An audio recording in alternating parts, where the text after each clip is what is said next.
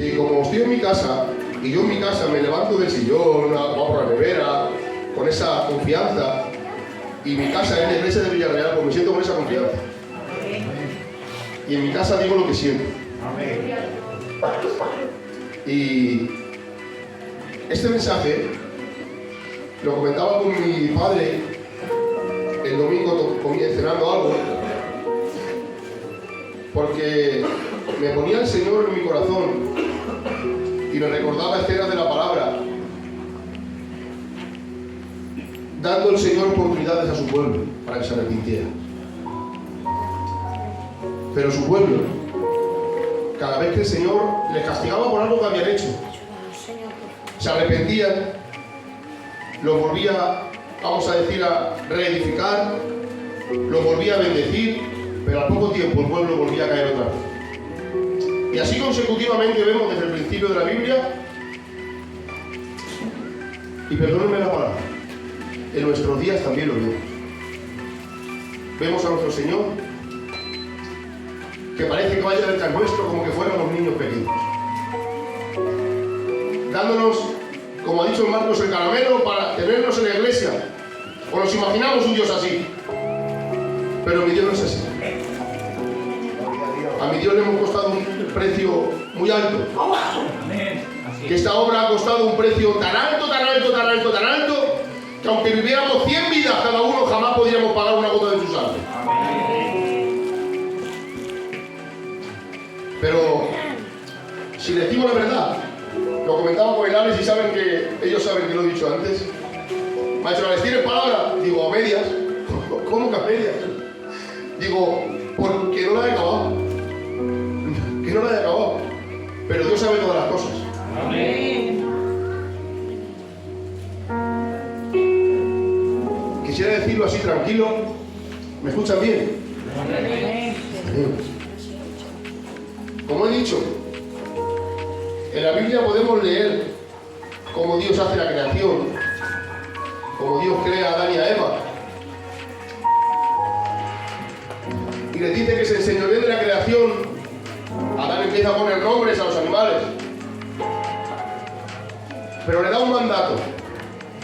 Y le dice, y leo, de todo árbol podrás comer, mas del árbol de la ciencia del mal y del bien y del mal no comerás, porque el día que comieres ciertamente morirás. Y eso lo leía el otro día como buscando una introducción para el mensaje, y el Señor me ponía en mi corazón, ¿ves? Desde el principio de mi creación he intentado tener relación con el hombre y ellos me han fallado en todo momento. Pero me decía más el Señor, pero yo siempre he sido un Dios perdonador, que ama a mi pueblo y que sigo teniendo oportunidad para cada uno de ellos. Y vemos que desde la desobediencia de Adán hasta nuestros días podíamos estar horas y horas, como he dicho, horas y horas, viendo pasajes bíblicos y pasajes bíblicos, donde hombres y mujeres desobedecen los mandatos de Dios e incluso se van tras otros dioses, dejando a Dios a un lado. Y uno de los claros ejemplos que yo he puesto, el que quiero seguir la línea de esta tarde, es su pueblo amado, el pueblo de Israel. Porque yo creo que es el que más podemos coger en la palabra para seguir. Vemos en el libro de Éxodo, el pueblo de Israel es esclavizado por Egipto durante 430 años. Dios levanta a un hombre y le dice que Dios lo va a utilizar para liberar a ese pueblo. Y después de la liberación, porque si me extiendo mucho, les voy a dar la tarde y prefiero hacerlo corto y breve. O corto y bravo. Esto es. Y si leemos Éxodo 14, dice que pasaron por Mara. Y al pasar, ellos vieron aquella liberación tan grande que el Señor había hecho. Ellos vieron que los había liberado del azote de Egipto. Ellos vieron como toda su gente, 430 años, y que cuanto más creían que Dios nos iba a liberar por medio de Moisés, más se enfadaba aquel faraón y los mandaba a hacer más trabajos. Pero llegado un momento, sin entretenerme más, le da libertad y el pueblo de Israel sale libre después de 430 años. Pero un poco más adelante vemos que pasan por Mara, pero ya no se acordaban en aquel momento de la liberación que habían vivido, ya se acordaban de Egipto. Y dice un poco antes que dice que, no sé en qué texto dice la palabra, pero hay un momento que dice que se acordaban de Egipto. Dice, nos tiene que traer el Señor a morir a Egipto, aquí al desierto, cuando en Egipto comíamos.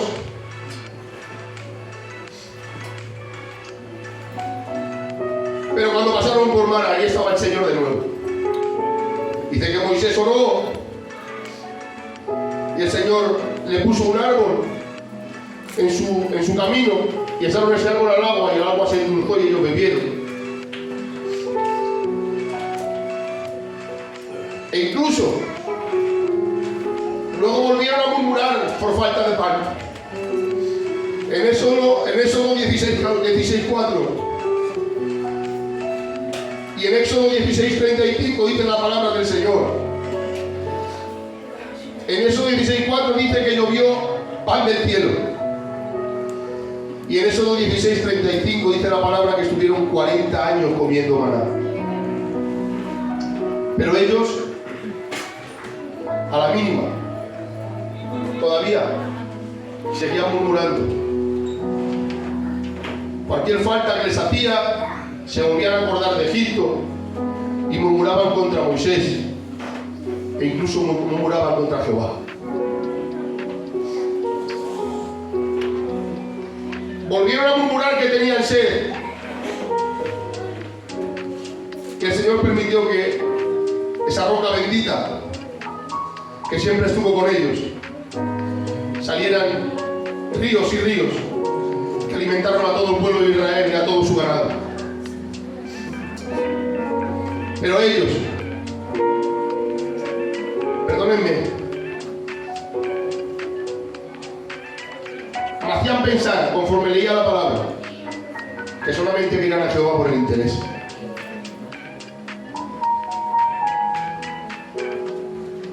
Es que cuando los veo así tan tranquilos, no sé si me da miedo o alegría, no sé si están bien o están mal. ¿Están bien? Pero, como pueden ver, el pueblo de Dios esclavizado y liberado, sediento, y el Señor les dio de beber, hambriento, y los sació por demás, para que no tuvieran frío y los guiara de noche. Les puso el Señor una columna de fuego por la noche en el desierto. Y para que los guiara y no se quemaran en el desierto, durante el día les puso una nube. Y dice la palabra algo más, que ni sus ropas ni sus calzados se envejecieron. Y aún el pueblo de Dios, viendo todos estos milagros alrededor suyo y con ellos, a la mínima todavía murmuraba. Y ahora les pregunto a la iglesia, porque a mí me gusta no seguir el mensaje y aplicar al final, sino ir aplicando conforme voy pasando. ¿No les recuerda esto algo? Nosotros, yo también, el primero, éramos esclavos de este mundo. Pero vino el Salvador y nos liberó. Y nos guardó de día y de noche. Y nos mantiene en medio del desierto de este mundo. Muchas veces creemos que no lo vemos y es verdad que te crees que no lo ves, pero Él siempre está contigo. Te libra de día y te libra de noche. Le pides de comer y te da. Le pides un cacho de pan y Él da de comer a tus hijos. Porque nada es por tu fuerza, sino que es dado por Él. Pero también en ese tiempo, no como el pueblo estamos murmurando a la mínima. Y a la mínima decae nuestra fe. Y a la mínima tendemos a criticar. Y a la mínima, a nada que hay algo que no nos gusta, lo criticamos y lo murmuramos. E incluso, líbranos Dios, ponemos queja en nuestro corazón contra el Rey de Reyes y el Señor de Señores.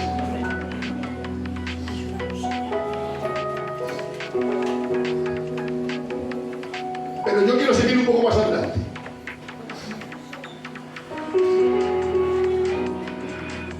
Ahora vamos un poquito más adelante y vemos en Jueces. Dice la palabra del Señor que muere Josué. Y aquí hay un trozo de la palabra que me hizo llorar en la mesa sentado leyendo. Dice en el verso 10 que cuando murió Josué y toda esa generación, es más, lo voy a leer porque como están bien, yo aquí arriba estoy mejor que ustedes.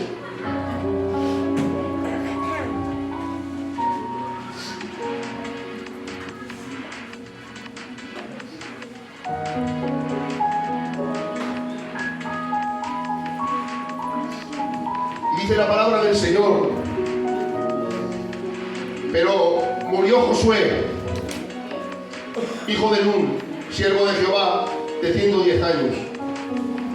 Y lo sepultaron en su heredad en Timnat-Sera, en el monte Efraín, al norte del monte Gas. Y toda aquella generación también fue reunida por sus padres. Y se levantó después, qué pena me dio esto, se levantó después otra generación que no conocía a Jehová, ni la obra que él había hecho por Israel. O sea,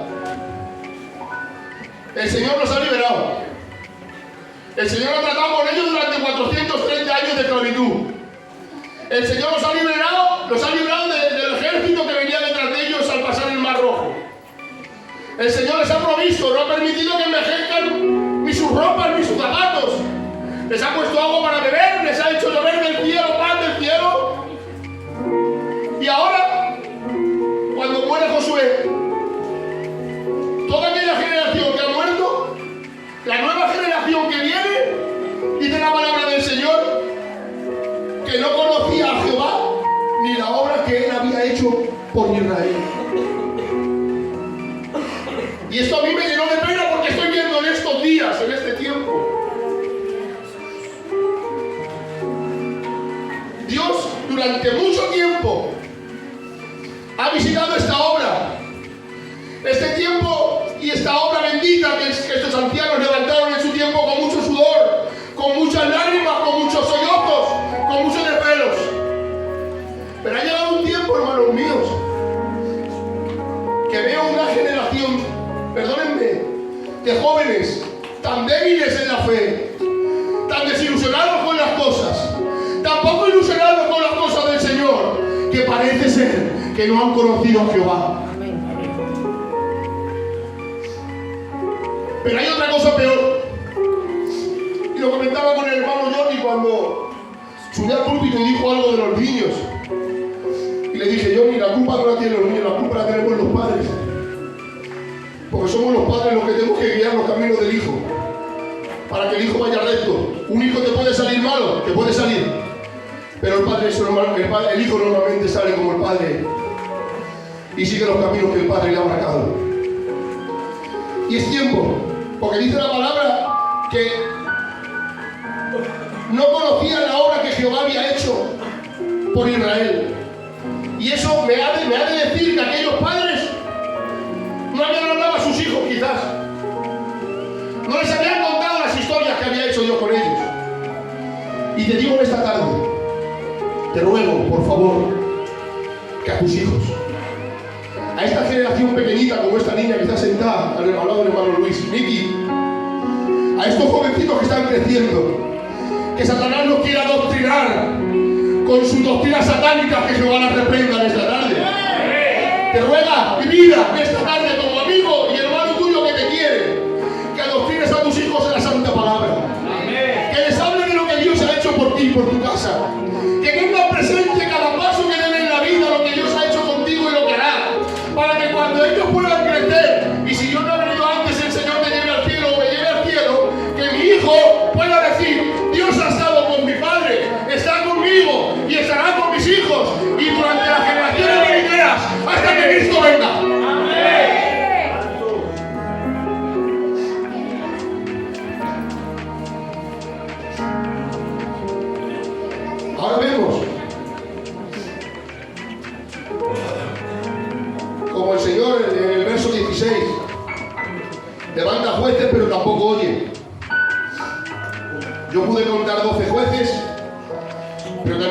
que los dos hijos de Samuel también ejercieron como jueces durante un tiempo.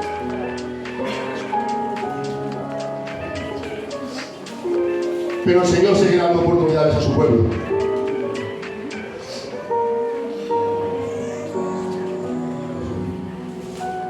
Y seguimos un poquito y en 10 minutos acabo. Pero quiero llegar a donde el Señor me ha puesto en esta tarde ahí, porque a partir de aquí ya el Señor me permitió, lo tengo en la mente, pero no lo tengo totalmente cauzado. Pero como les he dicho, estoy en mi casa. Y como dicen que están bien, yo les voy a traer palabra de Dios en esta tarde. Amén. En Primera de Samuel piden rey. Y para no ser largo, que ustedes conocen la historia mejor que yo, aquí hay hermanos, incluso hermanas, más capacitados bíblicamente que yo de aquí a Castellón. Ellos les piden que pongan un rey. Samuel se enoja, que el Señor le tiene que decir: tranquilo, ponle rey, que no te estás despreciando a ti sino a mí. He podido mirar y eran 42 reyes lo que permite el Señor que pasen por Israel. Entre Israel y cuando se dividen los dos reinos, contando todos 42 reyes. Fueron reyes, unos buenos, otros malos, desde Saúl en adelante. Pero seguimos viendo a un pueblo que se volvía a la idolatría y al pecado año tras año y rey tras rey. Luego pasaron los profetas. Puso Dios profetas para hablar a su pueblo, que aún en circunstancias que no entendieron, como hubo uno que le dijo: coge una mujer mala.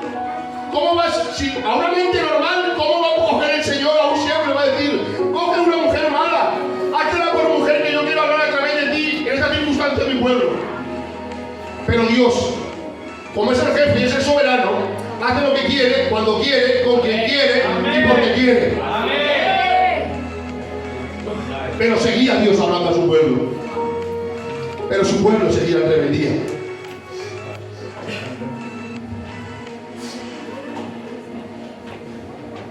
Y leyendo un salmo,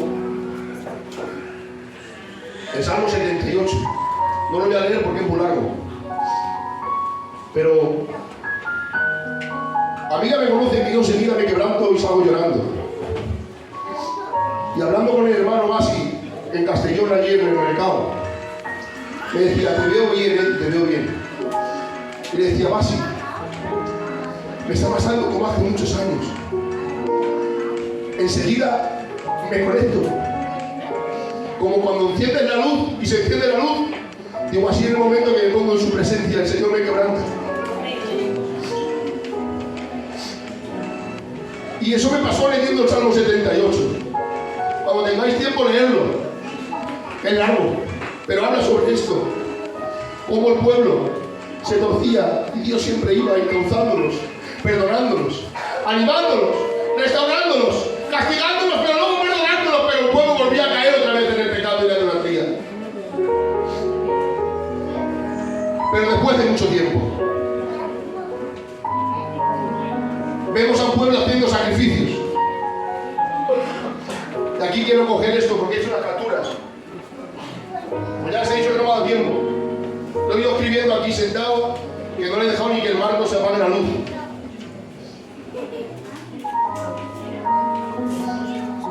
Pero llega un momento que después de muchos años haciendo sacrificios, esos sacrificios que no perdonaban el pecado por completo, porque no había ninguno capaz de perdonar el pecado, solamente ha habido uno capaz de perdonar pecados, y ese era mi Cristo. Tuvo que venir Samuel.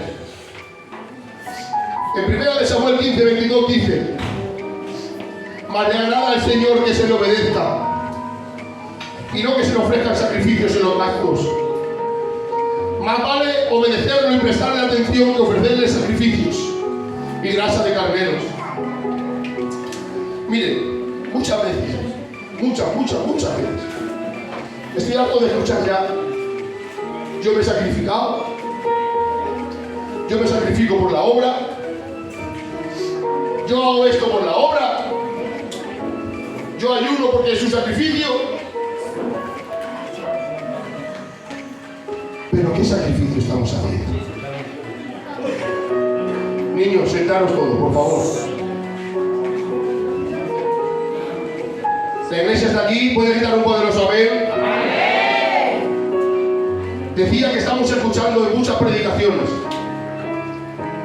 que hacemos sacrificios, que me sacrifico por esto, que me sacrifico para dejar algo, que me sacrifico para hacer otra cosa, que me sacrifico para ayunar, que me sacrifico para venir al culto. Pero ¿qué sacrificio estás haciendo? Si lo único que hizo un sacrificio válido fue mi Señor Jesucristo en la cruz del Calvario. Y ese fue el único sacrificio válido y que valdrá por toda una eternidad. ¿Qué sacrificio estás hablando, caramba? Si todo lo que hagas por sacrificio y no lo hagas por amor, no te es válido. Si vienes al mundo tienes que venir con amor, porque has sido salvo por gracia. Si oras a Dios, tiene que ser por agradecimiento, porque Él te permite estar en esa situación. ¿Cuánta gente en el mundo no puede ponerse de rodillas porque están esclavizados por las cadenas de este mundo? Si te comes un plato a la mesa y Dios te permite dar gracias cada día. ¿Qué sacrificio? Si es Dios quien te provee en todo momento. Por tanto, el único sacrificio verdadero, duradero, válido y que merece toda la gloria es de nuestro Rey. ¿Están de acuerdo? ¿Pueden gritar un poderoso amén? ¡Amén! Pues como decía, después de muchos años y pasando la palabra, tuvo que venir uno.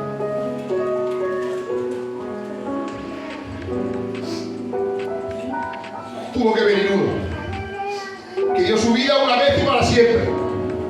Amén. Como cordero inmolado. El cual nos libró de la esclavitud del pecado.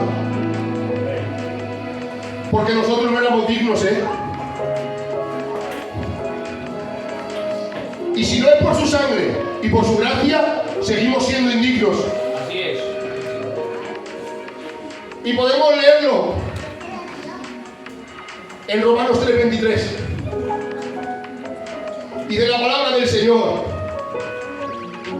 Por cuanto todos pecaron y están destituidos de la gloria de Dios.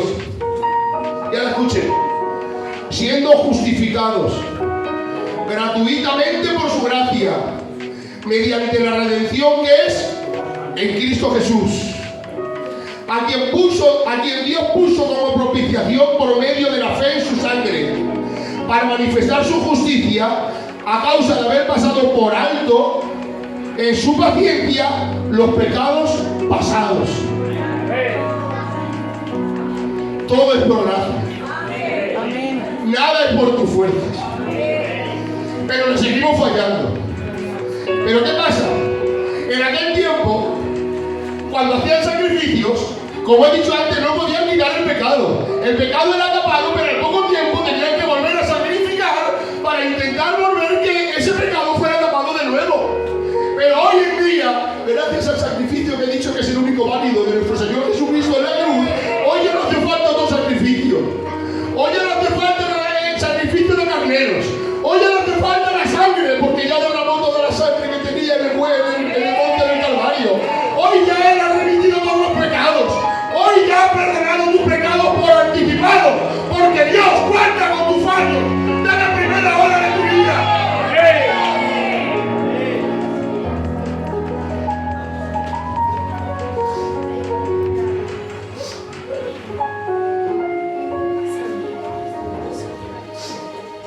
Pero hay una cosa.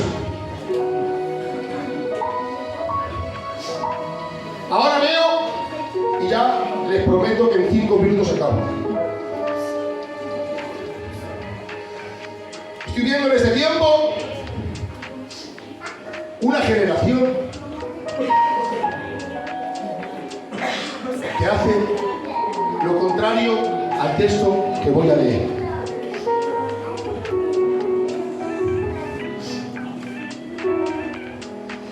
Podemos leer en Romanos 12, 1. Y lo leo desde el móvil. Y dice el Señor, dice la palabra del Señor en Romanos.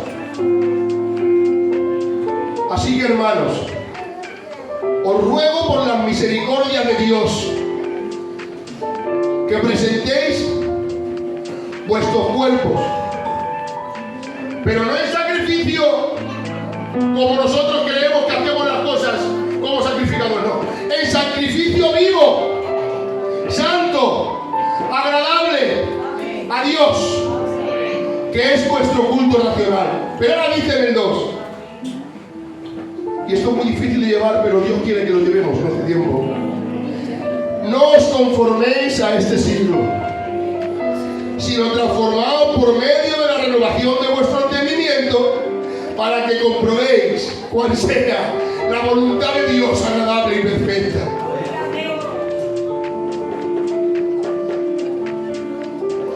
Y este texto no hace falta decir mucho. A ver, uno que sepa mucho más puede meterse mucho, pero para mí lo fundamental que quiero decir: veo una generación que estamos llevando mal las cosas de este siglo a nuestras casas, en lo carnal y en lo espiritual. Estamos amoldándonos a las cosas de este siglo en nuestras casas. Y estamos dejando de pasar tanta modernidad que nos está pasando con el pueblo de Israel. Nos estamos desviando por momentos de la verdadera palabra del Señor.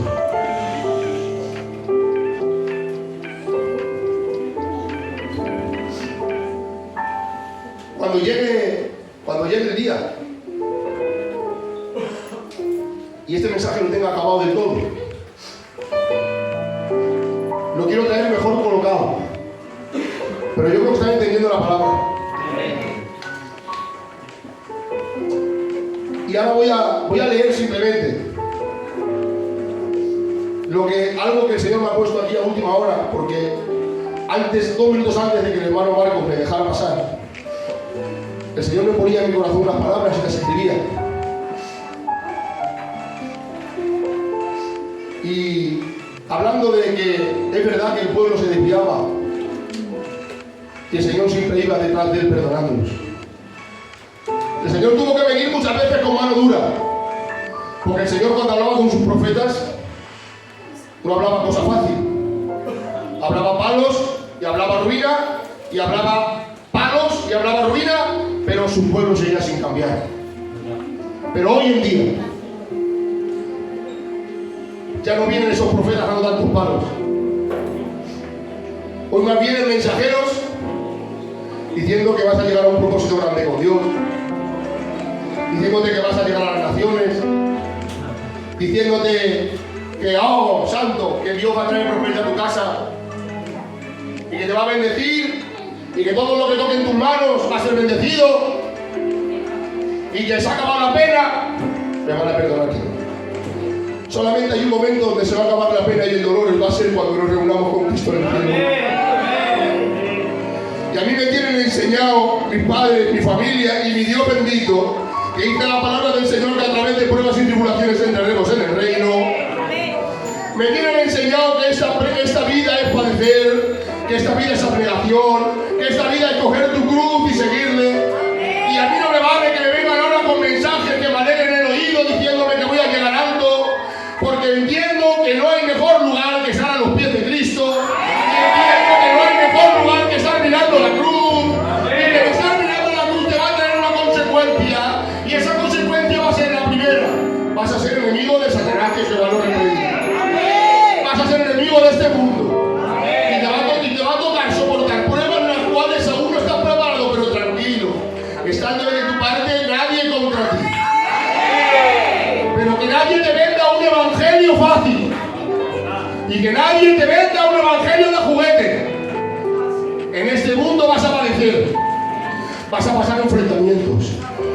Perdónenme, estoy de un luto. Vas a pasar lutos. Que sí, que sí. Yo sé lo que es vivir con 10 euros, sé lo que es no tenerlos y sé lo que es tener algo más. Pero en todo momento me ha enseñado la vida y el Señor a darle gracias a Dios. porque entiendo que todo en esta vida, eso me lo dijo mi tío Emilio. Un día me dijo mi tío Emilio, mira hijo, te has levantado y vas a pasar momentos duros, buenos, más malos y muy malos. Pero todo en esta vida te forja. Tómalo como una enseñanza, tómalo como una forja. Pero simplemente les voy a decir esto. Lo voy a leer. En este tiempo Dios también ve como su pueblo muchas veces. Lo queremos por interés. Y quiero que me dices en esto. Pero hoy te dice, soy tu Salvador y anhelo tu compañía. Y Él quiere que de una vez y por todas tomemos este evangelio más en serio que nunca. Y entendamos que esto no es un juego de niños. Y que no nos jugamos cualquier cosa, sino que nos jugamos la vida eterna con Él. Y Él quiere que lleguemos a un momento en nuestra vida, a una madurez cristiana, a un peso de gloria con Él, que podamos decir como Pablo, ya no vivo yo, mas vive Cristo en mí. O que podamos proclamar, como proclamó el mismo Pablo, para mí, el vivir es Cristo y el morir es ganancia.